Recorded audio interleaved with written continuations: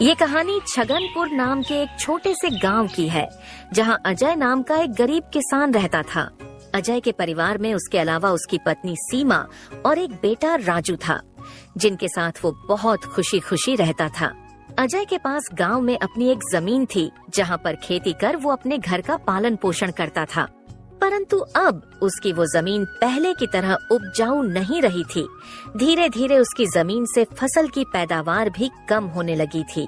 एक दिन इसी चिंता में वो अपने जमीन के पास बैठा होता है और कमाने का कोई और जरिया सोचने लगता है। दिन प्रतिदिन मेरे इस जमीन से उगने वाली फसल कम होते जा रही है। लगता है मुझे अब कोई दूसरी जमीन लेकर काम करना होगा, या तो कोई और जरिया ढूंढना होगा कमाने का।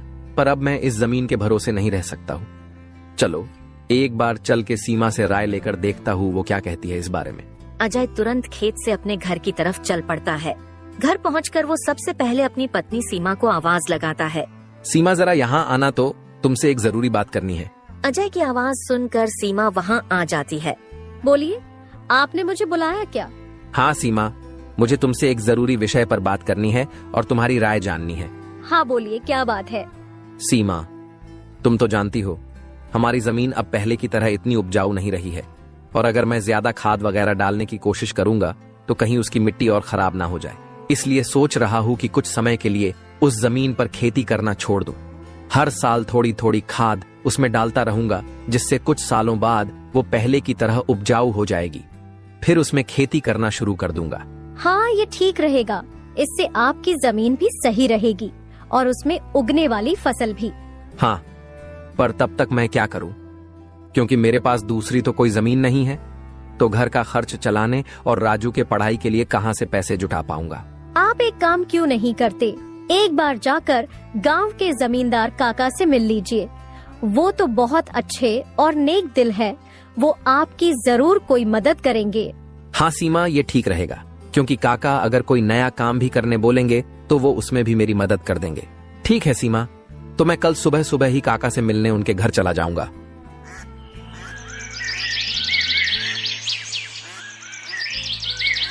अगली सुबह अजय जमींदार से मिलने उसके घर के लिए चल पड़ता है। जमींदार के घर के बाहर पहुंचकर वो जमींदार को आवाज लगाता काका, है। क्या आप घर पर हो? अजय की आवाज सुनकर जमींदार बाहर आता है। अरे आओ अजय बेटा, बोलो क्या हुआ, कुछ काम था क्या? हाँ काका, आपकी एक मदद चाहिए थी। हाँ बोलो ना बेटा, मैं किस प्रकार तुम्हारी मदद कर सकता हूँ? अजय फटाफट से जमींदार को अपने खेत की हालत बता देता है।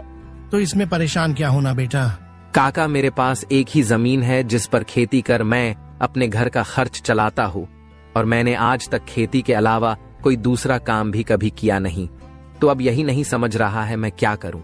बेटा, खेती के अलावा दूसरा काम क्यों करना? तुम एक काम करो, मेरे पास गांव के बाहर एक जमीन है, तुम उस पर खेती करो।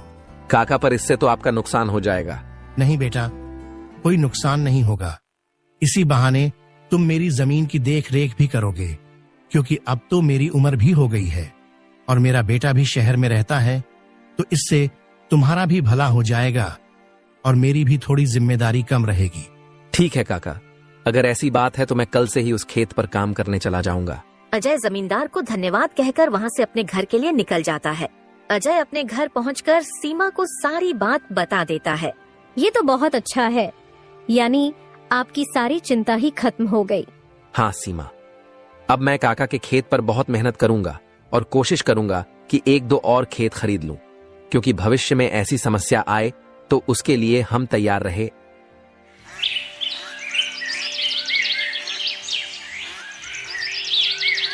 अगली सुबह अजय जमींदार के खेत पर काम करने निकलने वाला होता है तो सोचता है, काका की जमीन गांव के बाहर है, तो शायद शाम को आते आते देर हो जाए, इसलिए सीमा को बोलकर जाता हूँ।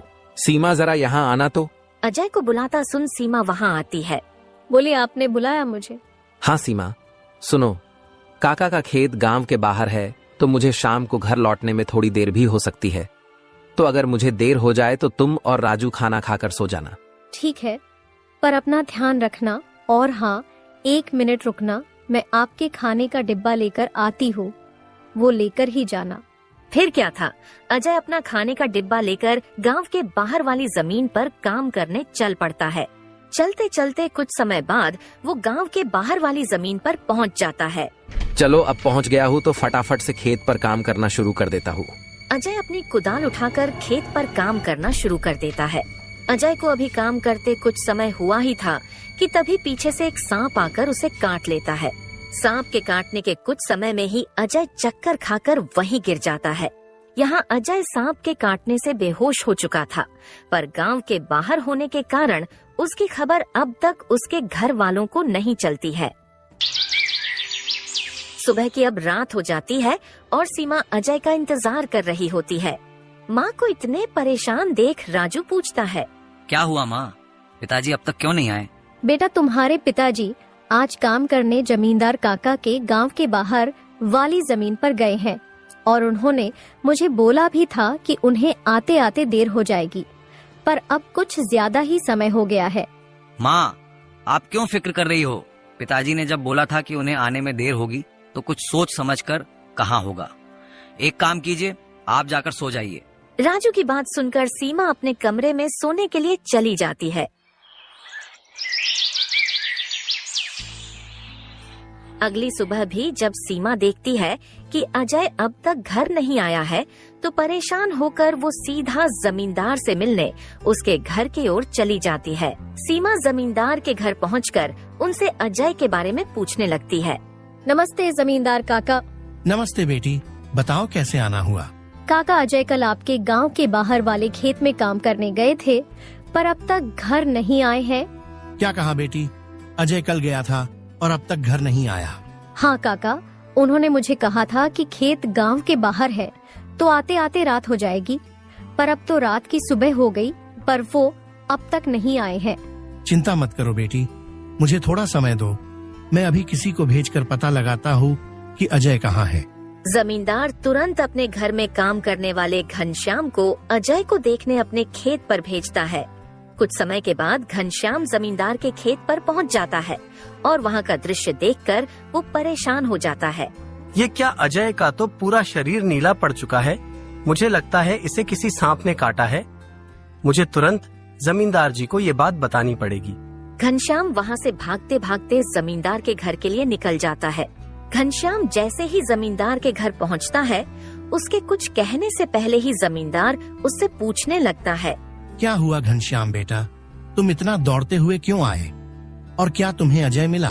घनश्याम जमींदार को सारी बात बता देता है जो उसने खेत में देखी थी। घनश्याम जब जमींदार को सारी बात बता रहा होता है, तभी वहाँ पास में खड़ी सीमा भी सारी बात सुन लेती है और रोने लगती है। घनश्याम, तुम सबसे पहले वैद्य जी को लेकर वहाँ पहुँचो, मैं सीमा बेटी को लेकर वहाँ आता हूँ। घनश्याम को वैद्य जी के पास भेजने के बाद जमींदार सीमा को समझाने लगता है। सीमा बेटी, पहले तो तुम रोना बंद करो और जल्दी से मेरे साथ चलो, क्योंकि तुम्हारे रोने से अजय ठीक नहीं होगा। फिर क्या था, जमींदार सीमा को लेकर अजय को देखने उसके खेत के तरफ निकल जाता है और घनश्याम वैद्य जी को लेने दूसरी तरफ निकल जाता है।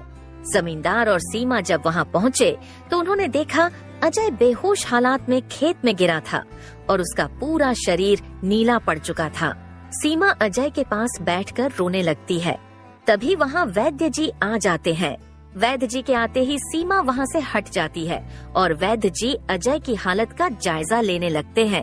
क्या हुआ वैद्य जी, अब कैसी है अजय की हालत? देखिए जमींदार जी, मैं आपको झूठ बोलकर अंधेरे में नहीं रखना चाहता हूँ, पर अजय की हालत बहुत खराब है। वैसे तो मैंने उसे जहर को काटने वाली औषधि दे दी है, परंतु जहर अजय के अंदर कुछ ज्यादा समय तक रह गया है, जिस कारण वो प्रगाढ़ बेहोशी के हालत में चला गया है। प्रगाढ़ बेहोशी, ये क्या होता है वैद्य जी? प्रगाढ़ बेहोशी के हालत में व्यक्ति जीवित तो होता है, परंतु उसके बदन के हिस्से में हलचल नहीं होती है, और ये अब कब होश में आएगा ये भी नहीं कह सकते हैं। वैद्य जी, तो अब हम क्या करें? देखिए जमींदार जी, अभी के लिए मैं कुछ दवाइयाँ दे रहा हूँ, उसे समय समय पर पानी में मिलाकर देना, बाकी तो सब ऊपर वाले के भरोसे हैं। वैद्य अजय की हालत का जायजा लेकर और दवा देकर वहां से चले गए। फिर कुछ गांव वाले अजय को लाकर उसको उसके घर के बिस्तर पर लिटा देते हैं। देखो सीमा बेटी, तुम बिल्कुल चिंता मत करना, तुम अजय की अच्छे से देखभाल करो, देखना वो बहुत जल्द ठीक हो जाएगा और तुम्हें अगर किसी भी चीज की कोई भी जरूरत हो तो मुझे जरूर बता देना, और हर महीने मैं तुम्हारे लिए और राजू के लिए कुछ पैसे भेजता रहूंगा, पर तुम हिम्मत मत हारना। आपका बहुत बहुत धन्यवाद काका, आप हम लोगों की बहुत मदद कर रहे हो। जमींदार फिर वहाँ से सीमा को दिलासा देकर चले जाते हैं। जमींदार के जाने के बाद वहाँ राजू आ जाता है और अपने पिता की हालत देखकर सीमा से उसका कारण पूछने लगता है। माँ, ये पिताजी को क्या हुआ है? बेटा, तुम्हारे पिताजी को कल खेत में सांप ने काट लिया है, जिस कारण वो बेहोश हो गए हैं। माँ, तो पिताजी होश में कब आएंगे? बेटा, वैद्य जी ने कुछ दवाइयाँ दी है और उन्हें समय समय पर पिलाने कहा है। उन्होंने बोला कि उन दवाइयों से वो बहुत जल्द ठीक हो जाएंगे। पर माँ, पिताजी की ऐसी हालत है तो अब हमारे घर का खर्च कैसे चलेगा? बेटा, तुम उसकी चिंता मत करो, मैं हूँ ना, मैं सब संभाल लूंगी। नहीं माँ, आप क्या क्या करोगी? आप पिताजी का ध्यान रखोगी, आप घर संभालोगी कि घर का खर्च देखोगी? माँ, आप बस पिताजी का और घर का ध्यान रखो, मैं अब खेत पर काम करके घर का खर्च चलाऊंगा। राजू की ऐसी बातें सुन सीमा भावुक हो जाती है। नहीं बेटा, तुमको काम करने की कोई जरूरत नहीं है, मैं सब संभाल लूंगी। तुम बस अपने पढ़ाई का ध्यान रखो। तुम्हारे पिताजी का सपना है कि तुम बहुत बड़े अफसर बनो, और मैं तुम्हें वो बनाकर रहूंगी, भले उसके लिए मुझे कितनी भी मेहनत क्यों ना करनी पड़े। फिर सीमा राजू को वहाँ से पढ़ने भेज देती है।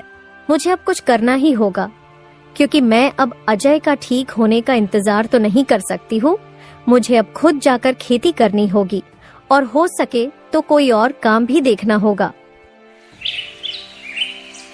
अगली सुबह सीमा सीधे जमींदार से मिलने पहुँच जाती है। नमस्ते जमींदार काका। नमस्ते बेटी, बताओ कैसे आना हुआ, और अजय की तबीयत अब कैसी है? काका, अजय की तबीयत फिलहाल तो वैसी ही है, और मुझे आपकी एक मदद चाहिए थी, इसीलिए मैं आपसे मिलने चली आई। हाँ, बोलो ना बेटी, मैं तुम्हारी किस प्रकार मदद कर सकता हूँ? काका, मैं चाहती हूँ कि जो जमीन आपने अजय को दी थी काम करने के लिए, आप मुझे उस पर काम करने की इजाजत दे दी, ताकि मैं उस पर काम करके अपने घर का खर्च और राजू की पढ़ाई करा सकूं। बेटी, पर तुम्हें वहाँ काम करने की कोई जरूरत नहीं है, मैं हूँ ना। मैं तुम्हारे घर के लिए जो भी खर्च लगेगा हर महीने भेज दिया करूँगा। नहीं काका, आपने अब तक हमारी बहुत मदद की है। अब आप बस मुझे आपके खेत में काम करने की इजाजत दे दीजिए। मैं अब खुद काम करके अपना घर चलाऊंगी और अपने बेटे को बड़ा अफसर बनाऊंगी। जमींदार सीमा को बहुत समझाने की कोशिश करता है, पर सीमा जमींदार की बात मानने तैयार नहीं थी। आखिर में सीमा की बातें सुनने के बाद जमींदार सोचने लगता है। मुझे लगता है सीमा मेरी बात नहीं मानेगी, पर अगर वो काम करने इतने दूर जाएगी तो वो अजय का ध्यान नहीं रख पाएगी। एक काम करता हूँ, मैं सीमा को मेरी गांव के अंदर वाली जमीन पर काम करने के लिए कह देता हूँ, ताकि वो खेतों पर काम भी कर सके और अपने घर का ध्यान भी रख सके। ठीक है सीमा बेटी, मैं तुम्हें अपने खेत पर काम करने की इजाजत तो दे सकता हूँ, पर तुम्हें मेरी एक बात माननी होगी। हाँ काका, बोलिए ना।